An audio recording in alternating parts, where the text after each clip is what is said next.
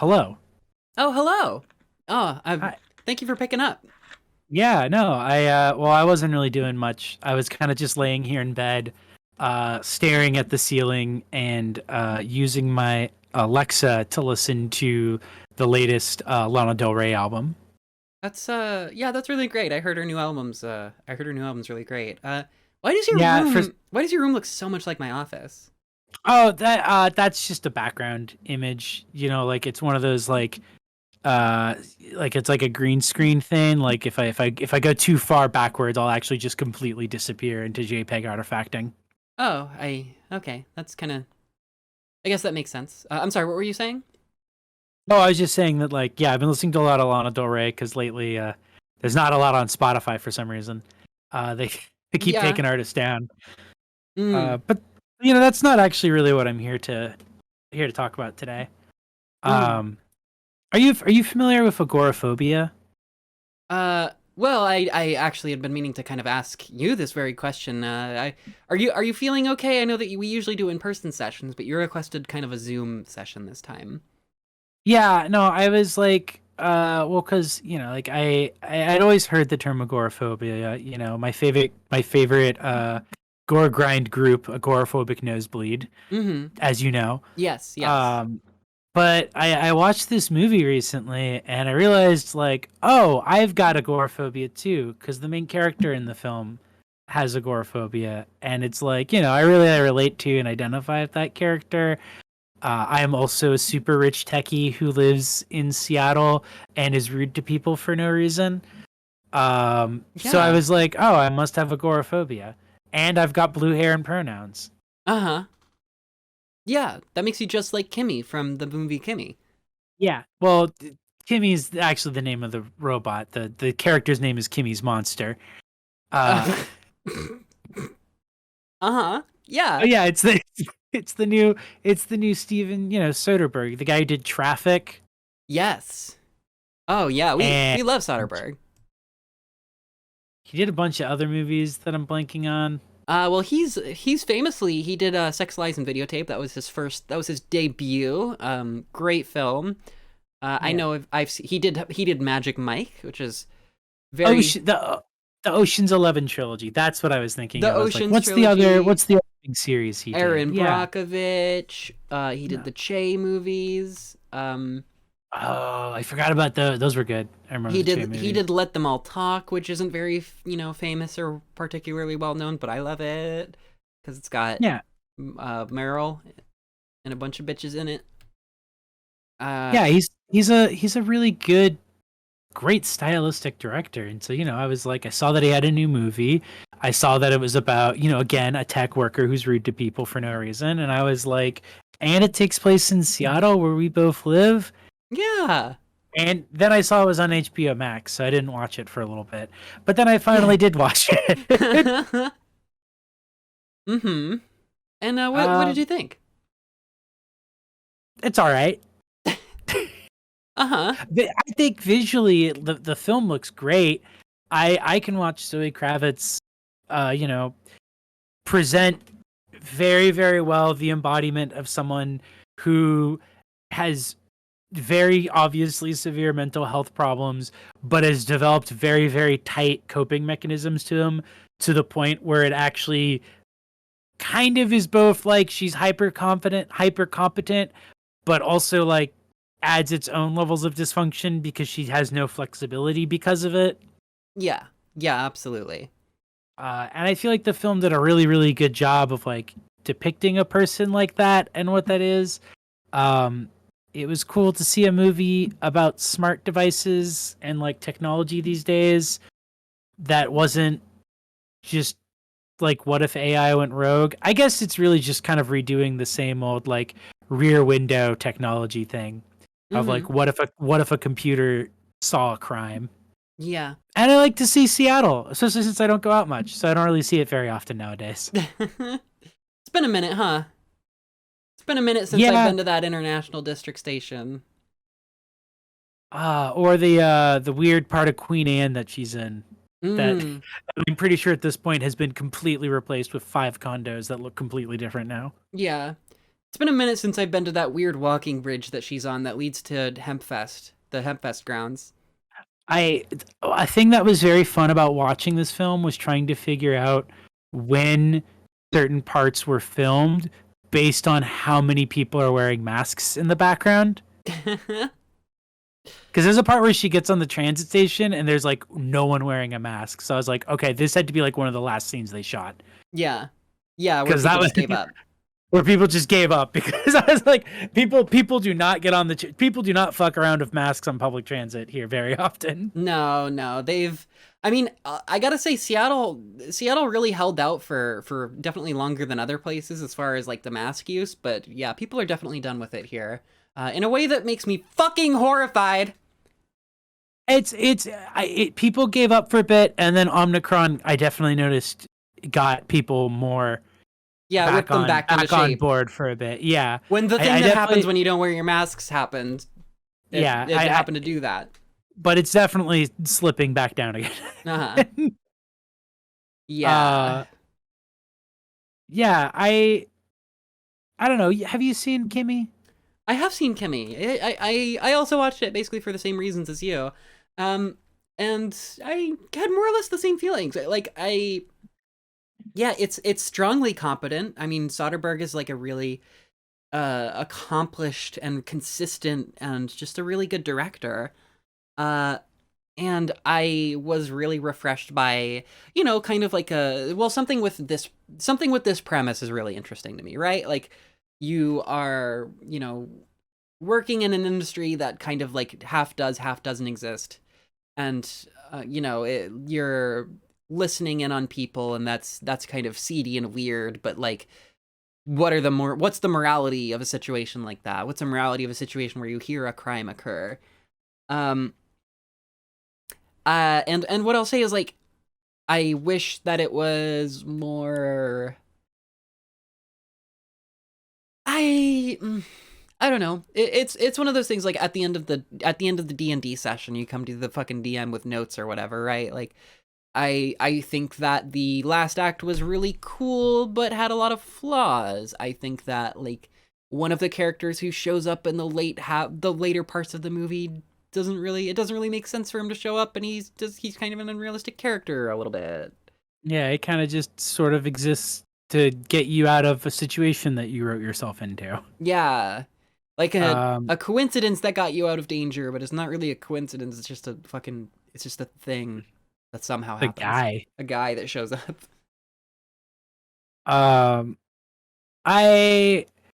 think the thing about it is like, because Soderbergh is such a competent director, this just kind of feels like a warm-up film. Yeah, I got that feeling too. Like it feels like a sketch film where it's just like, like maybe he was kind of in a rut. So he was like, he's like, I'll just do this one because like this is like so within my wheelhouse of a film that I could make easily. And it obviously had to have had a pretty quick turnaround in production because it encapsulates the COVID-19 lockdowns and like the kind of psychological effects that stuff could have had. And it came out February 10th. Mm-hmm. Which means that it probably was filmed and finished within like a year. Yeah. Yeah, it's definitely on a really small scale too, right? And that was one of the things that I kind of went back and forth on is like, okay, in real life, if you expose, some sort of like higher up covering up like violent sexual crimes at Amazon, like, will you get killed by two, goofy looking men wearing all black? Or will you get killed by a police officer one day? Randomly? Yeah, no. I mean, that's a good way to put it. Like, I don't feel like they need to I don't think Bezos needs to dispatch the fucking like dark brotherhood. Yeah. Yeah, exactly. To take care of dissidents. I think he just needs to like make up a crime and frame them for it and have them arrested, or use the fact that because it is very much revealed that they have constant technology monitoring systems in place, probably could just find a crime that she actually committed and have her arrested or institutionalized. Yeah, absolutely. So Yeah, and that's kind of like my biggest qualms with the sort of like writing of the movie, right? Is like the places where it became a little bit like a little bit daytime TV as far as like where the plot progressed, because for the most part it was like really fresh and new and like a dynamic movie, but it kind of it kind of became something simpler as it unfolded, which I think is kind of a lost opportunity, you know? It's like I said with the Rear Window thing. It's a plot that we have seen very like many times before that is done very beat by beat on those kinds of structures. But it's interesting to watch because it is one that is very much so using that to kind of like, I don't know, apply to like, okay, how does this narrative work in a modern era? Yeah. How does this work in an era of gig employee mechanical Turk stuff and like home surveillance devices that we willingly install in our houses and like a massive pandemic that like causes mental health problems, but also has created an industry where like if somebody was an agoraphobe, they could theoretically continue to live as an agoraphobe because everyone had to basically be an agoraphobe for like a year. Basically, yeah. Yeah, and it's I don't know, it's a weird thing where it's like it's structurally for the most part I would call it like a good script, but in the same way that it's like a Soderbergh sketch, it's also kind of like a David Kopp sketch, because like this is the guy who co-wrote like Jurassic Park, Mission Impossible, like Oh Panic yeah, Room, I Spider-Man. I hadn't even like opened his page yet and looking at it and just realizing like, oh wow, this is like the guy they bring on to make a lot of movies good. Yeah, this is the writer guy, the writer man, who, you know, who has touched significantly very many movies that you love. So that kind of helps to shed more light on the sort of sketchiness and the sort of paint by numbersiness of like some plot elements, I would say, especially as it was wrapping up. Yeah, no, I wonder how much of this I would be interested in knowing like kind of what went into the production once they're sort of out of that period where they have to like hype up like, oh, this is like my most exciting film yet kind of stuff. Cause like it does very much so feel like it was like an exercise Right. more than anything. Like it was a like, oh, could we do this movie? Or like, like maybe there's some ideas that they're kind of working on and they kind of wanted to do like a trial run to be like, all right, what translates well, but that we can like recycle into like a more passion project or more of a like bigger project that we expect to do better. Yeah, absolutely. Which isn't to say that the film feels lazy. Like it feels very competent. It's just is very, it's not innovating too much. It's not innovating in many ways. It is very much so kind of a like concept, and then the idea is executed as competently. Yeah. I mean, it's such a strike while the iron is hot kind of thing, as far as just like, the pandemic, for as long as it's certainly been very long, long enough to digest and create a movie, but like this movie, like this movie maybe could have stayed in the oven longer, maybe, but then it's kind of subject to this like moment that we're having of Mm. the COVID stuff, the agoraphobia stuff, blah blah blah blah blah. It's so topical. That's what I mean. Another thing about it is that like I didn't find the sort of topicalness or I don't know, like kind of integrating the way that it integrated modernity into the plot,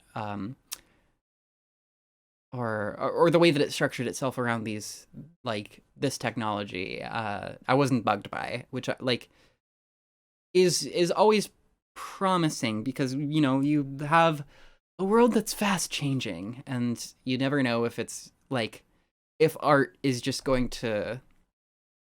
I guess maybe it's just me. Like I have this concern that like at a certain point, life is just going to get so absurd that art is going to be harder to make. Does that make Yeah, sense? No, that makes sense. I mean, I think the thing about it is that it also shows that it's possible to do a movie about things today and now. We just talked about this with Texas Chainsaw Massacre without doing the like lazy drag and drop of it. Yeah.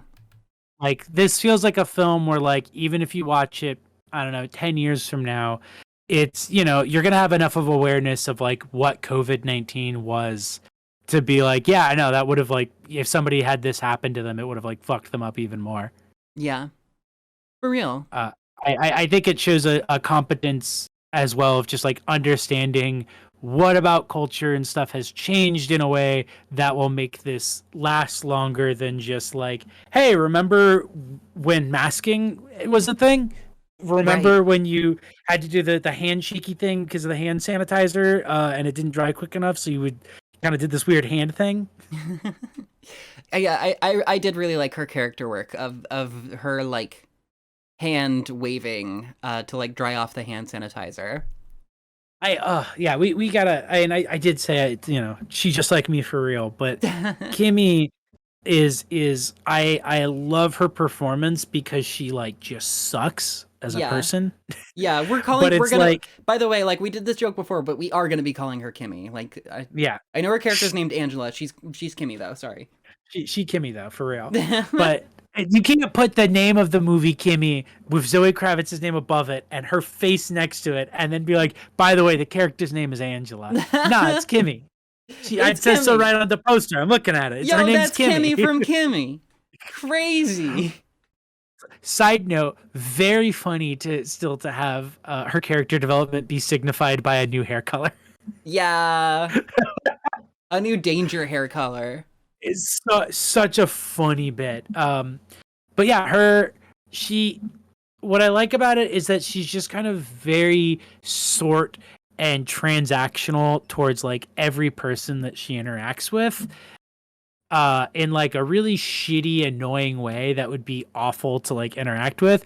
But also you like totally get why she's like that because it's just like I have this routine, I need to stick to it, I have like severe agoraphobia, uh and an obvious mentality of like having this control over it allows me to kind of deny the fact that I have lost control of myself. Yeah.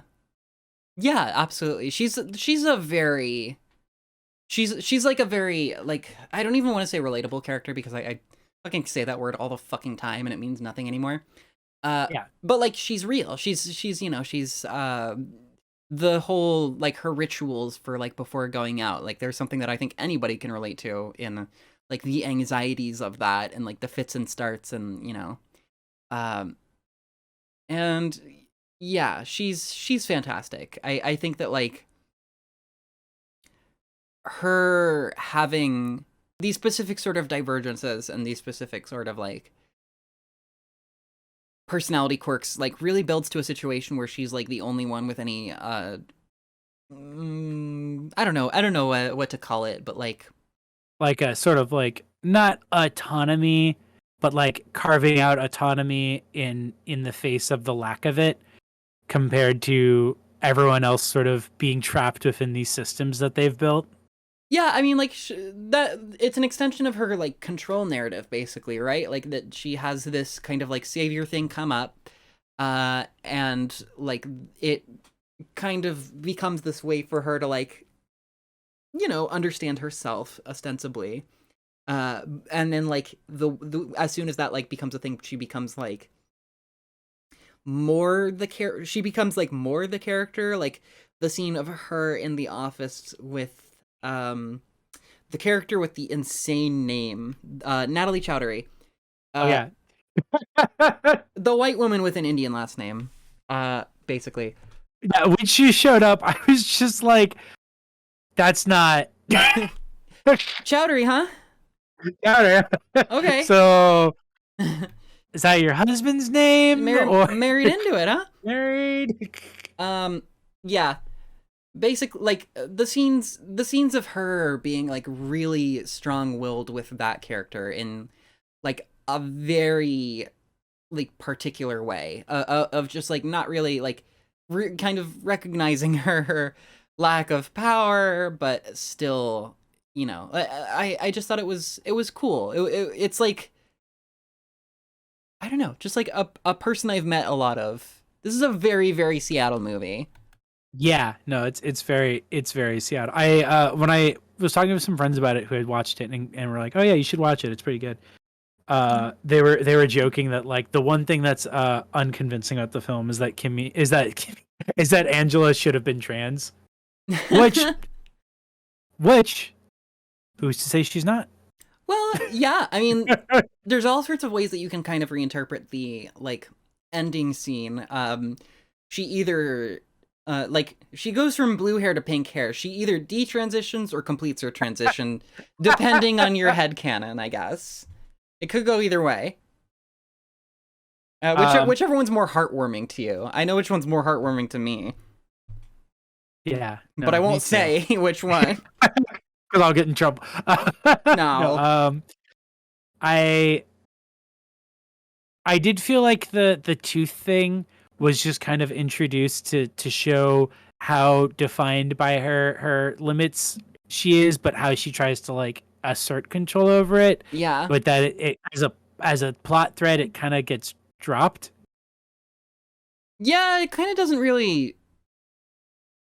There was a point at which, like, the movie got to the final act, and I was just kind of like, "Wow, we're really like, okay, her neighbor's here. We're getting all of these reminders about the guy she's fucking that lives across the street, and now she's like rubbing her tooth. It's like, how does all of this come together in like the adventure gamey way that it seems like it's gonna come together E- or whatever?"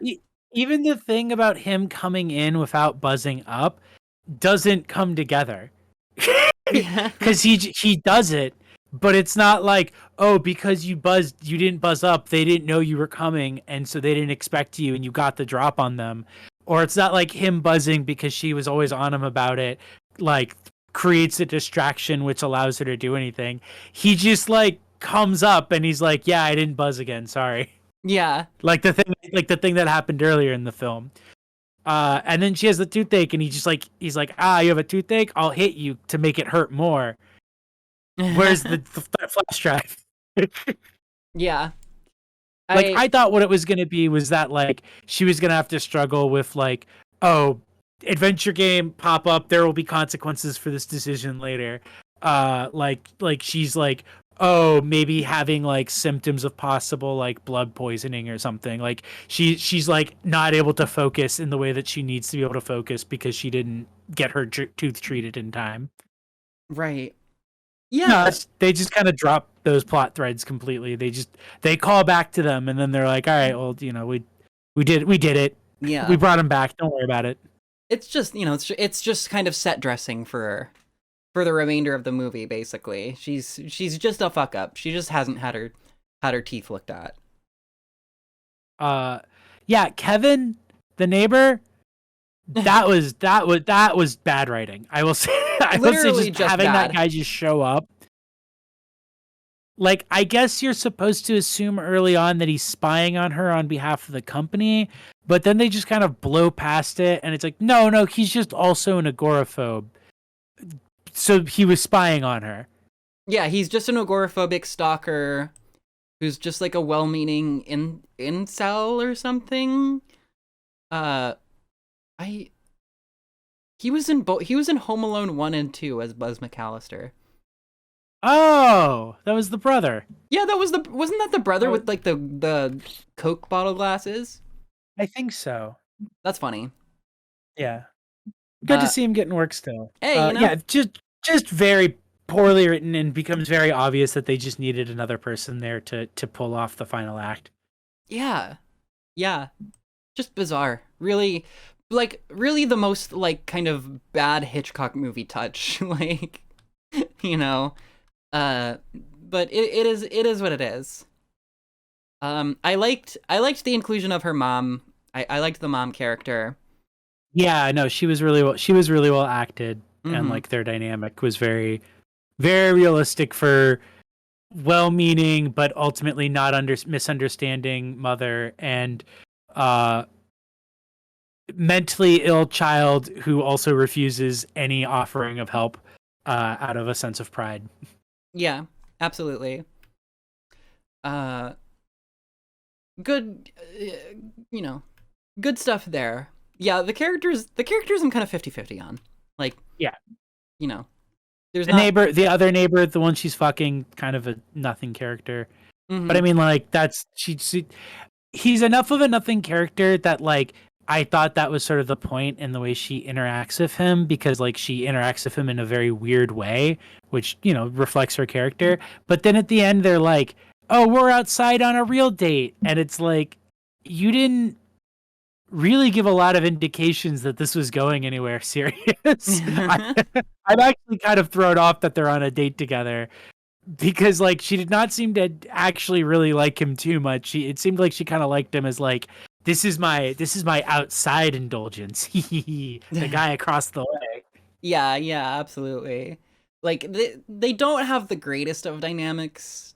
Uh, like their first night together goes pretty terribly. Yeah, Not very promising, I guess. the fucking Kavita, like, prominently displayed world's most perfectly balanced bottle on a corner. Yeah, that was fucking hilarious, actually. Just definitely knew that shit was gonna fall at some point. It was just like, what is the purpose of like zooming in on this other than it's Chekhov's Kavita? Chekhov's booch, dude. Yeah. Ironically, the crime that she's investigating and is obsessed with, I thought was very uninteresting. Yeah. Like, obviously, if it happened to me for real, it would be very interesting. But it was like not. There wasn't really as much intrigue as the film tries to frame around it. It's more intriguing her reactions to it. Yeah, and the thing that really bugged me was like the first recording that she comes across is this thing that she literally has to like put through like ancient, sound editing machinery to like hear what's even happening. And like all of that stuff is so interesting to watch, and the recording itself is so interesting, and you want to hear more of that recording session. But then like the other main recording that she like finds is literally just like, I know what you did. You would be so upset if everybody knew your secret, and I am the only one who knows. You cannot kill me. Oh, you are killing me. Oh, I'm being killed. Oh no. This backfired horribly. This is going so badly for me. I am dying. Oh, I'm dead. Like, oh, and the murderer is the guy I was talking to earlier. Oh, the murderer is bleh. It was so radio play. It was really corny. Yeah, I like that they then have her like visualize it, I guess, because Stupid. they realized. Why? I think it's because they realized just how fucking goofy it sounded. So they're like, well, if she visualizes it, that'll make it less weird. But then they like run it through a weird filter, like she's visualizing it through like she's looking at it through like a shower cap. Like it just looks fucking weird. She's holding up those like dollar store like fly eyes to both of her eyes. She has to see it in like weird drunk vision. Yeah. Alexa, Kimmy, put on beer goggles. I love that like Kimmy, put the funny filter on. Kimmy, please put the TikTok filter over their voices. Please stop killing me. I fucking loved the part where she was like, oh my god, this bitch that got murdered liked the same Billie Eilish song as me? That's so cute. We're twinning. Me and her are twinning. Wow, I was projecting my own problems onto this before, but we both love Billie Eilish. I mean, what are the odds? What are the fucking odds that we both love Billie Eilish? God. Yeah, just a lot of goofy stuff. Why is this movie so goofy? I also like the loudest song she could think of off the top of her head was Sabotage. It's very funny. Oh my god, it's such a funny song choice. Like the fact that like just having to like being like the hired thug assassin of Jeff Bezos and going to kill some like millennial, and they're just like, Alexa, play Beastie Boys, and you just have to listen to the Beastie Boys talk about how your like your conspiracy is evil. Just like So kind of a funny. serve. I did think it was a pretty good execution where she just immediately is like, Kimmy, answer phone. Oh Because yeah. like it is pulled off very well where they were just like, fuck, that's the one thing we didn't think of. Like just like, oh shit. It's this, I mean, like, there's a lot of movies coming out that are starting to get the hang of the like tech, the like goofy tech payoff ending. Like we just got done talking about the new Texas Chainsaw Massacre, Yeah. which I gotta say has one of the funniest fucking endings of anything I've ever seen in my life for kind of similar reasons to this. Yeah, like the use of like Alexa style technology in a thriller scene is definitely really funny, definitely really clever.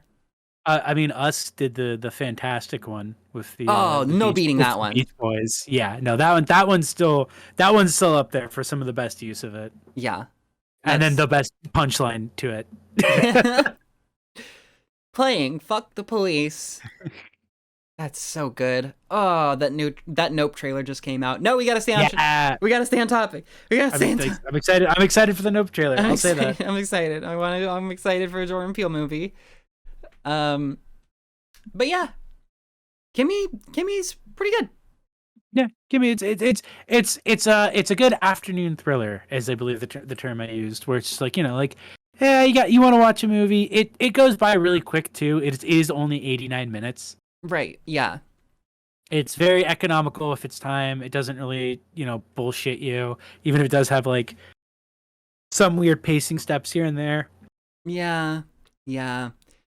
Like it has a couple of writing weak points, I would say. But it also has a lot of things that are like really astute and I think researched and really correct. Like, stop the sweep protests are happening in Seattle pretty much every day. And I was about to bring that up, the black van thing with that. I was like, all right, this is very clearly like, hey, look, we know about what's going on, but like it was a pretty clever setup, and yeah. then like that's how she gets out of it, is because it kind of plants the thing of like, hey, this is a thing that happens at protests. Like, yeah, like they literally left-wing protesters expect to be taken away in like black tinted window vans. So like that literally happened like multiple times in Portland, and I think Seattle. I know it happened a bunch in Portland. yeah, literally. So that was one of the things that I thought was like super astute, which is like, if you're getting kidnapped by people, pulling you into a van, the only people that are going to protest. Yeah, like protesters are going to save you. Like that's not unbelievable. Like it would be unbelievable if she was in like Westlake on a regular ass day and someone just ran up and was like, "Oh, are you okay?" Like no one would give a shit. No one fucking cares. Yeah. Oh, another one. Goodbye. Yeah. Fun, goofy movie. Yeah. I give it a thumbs up. Oh. Like Yeah, I liked it. I enjoyed it too. I had a lot of fun watching. I mean, we have about a little bit more of the session left. Did you have anything in your real life that you wanted to talk about, or did you just want to kind of chat about this movie here? I think honestly, I just kind of wanted to take like a day off from work and just like hang out around my house and like play Hades a bunch. And I'd actually kind of forgotten that I had therapy today, so I had to like scramble to come up with like what to talk about. So it's just like, oh, I'm doing this agoraphobia thing. So you're not actually agoraphobic? You're just I mean, I don't like to see gore, but I wouldn't call myself agoraphobic, Oh, okay. I see. Well, we can talk about that some other time, I think. All right. So wait, how do I close this anyway? Just unplug it from the wall. It'll turn off at some point. All right, I got it. Yeah.